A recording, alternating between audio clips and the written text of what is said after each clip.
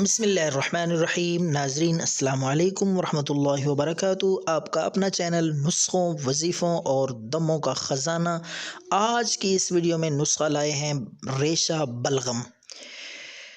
जमा हुआ रेशा या बलगम जो कि बहुत तकलीफ़ देह है, उसको ख़त्म करने के लिए इंशाअल्लाह अल्लाह के फ़ज़ल से सादा घरेलू इलाज आपने क्या करना है। हल्दी, देसी हल्दी गड्डी वाली, वो ख़ुद ला के खुश्क करके उसको बारीक आपने पीसना है।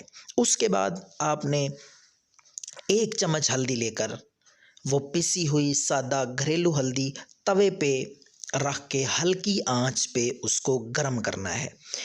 कम अज़ कम 4-5 मिनट तक उसको गर्म करें ताकि उसका रंग ब्राउन हो जाए। जब वो अच्छी तरह ब्राउन हो जाए, गर्म हो जाए, उसको उतार के ठंडा कर लें।